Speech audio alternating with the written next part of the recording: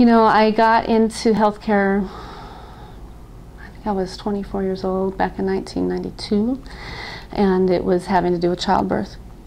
And kind of like a Lamaze teacher, birth coach, back when that wasn't very common, and people didn't know what the word doula was. I don't know if you've heard of a doula. You probably have now.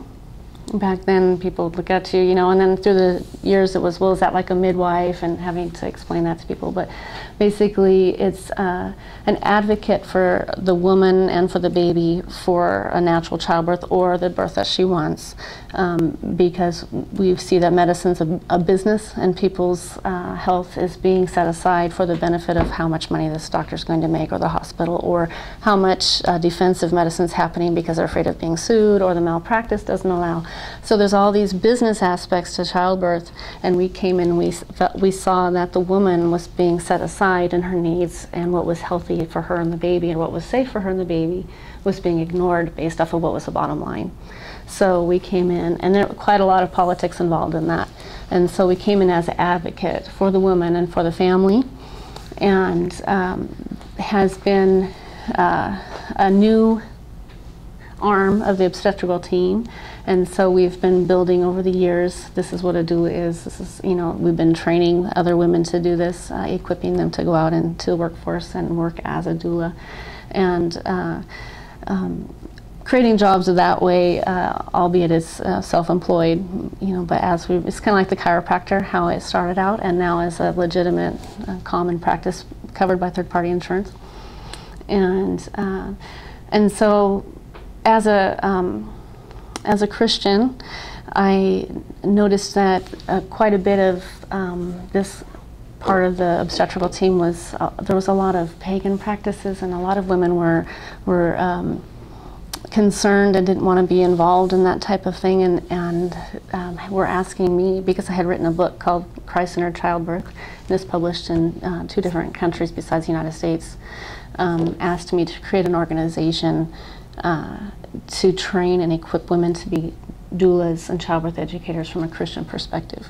So I created an organization called Christ-Centered Childbirth. Cascade Christian Childbirth, which trains and equips women to do that from a Christian perspective. And so have been doing that for a number of years, and just working on my next contract in Slovenia. My book's published in Croatia as well, and working a deal with that publisher. And then we have Romania and Italy waiting for translation to get published in those 2 countries. And then in 2007, I heard about an organization called 40 Days for Life, which is a pro-life organization. And it was a national organization, but nothing here in Phoenix, so I founded the Phoenix chapter with a couple other people, and we started that organization. And through that, I noticed, and had never been involved in the abortion issue, and as I got involved, I started seeing both sides, and I started getting involved in the legislation that was going to restrict partial birth abortion, which is a really heinous procedure. And that's how I got involved in the legislature, and meeting Carl Seal and getting to know what else was going on in there, and the integrity that I saw, and like we had the HCR 2024, which was the 10th Amendment, basically telling the federal government that they can't dictate how we legislate. They didn't push that through. I was very disappointed that nobody had the guts to actually sign on to that and push it through. And I started seeing, like, the Constitution issue. You know, we don't care about the Constitution, we're going to just, you know, those types of things that really started getting me passionate about, we need to go and clean up what's going on in our legislature. And so that was kind of the pathway I went, getting into politics. But as far as the abortion issue and that legislation, I started noticing women were being talked out of having an abortion.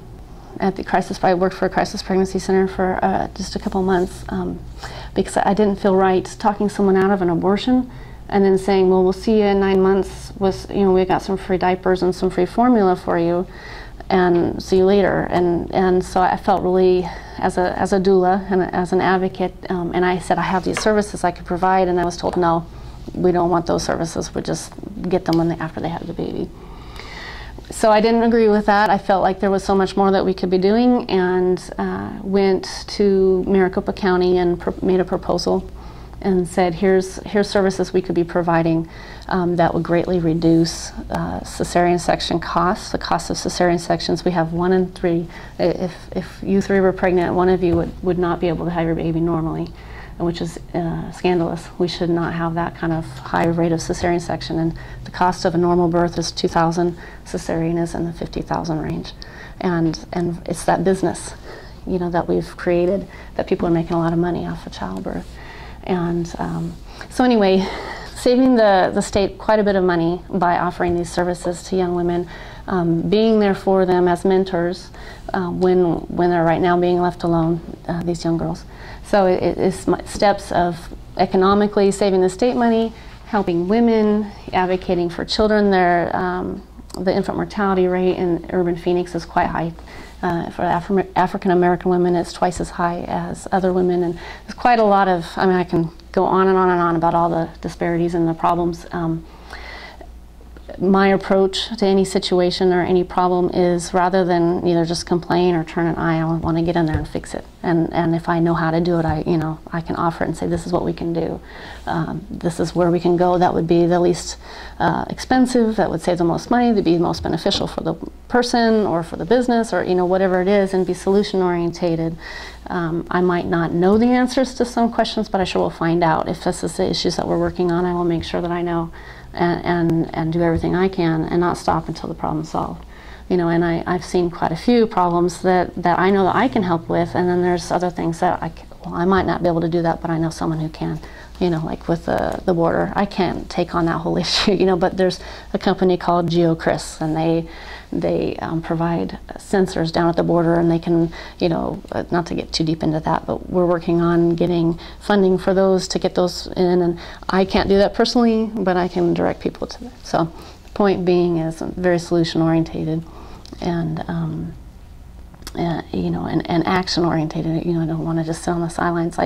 Again, right back to HCR 2024 with the 10th Amendment, and that could have easily been passed, but it was set aside for well, I don't want to have my name on something so political. It's needed. We need to do this, do it, if it's popular or not. So.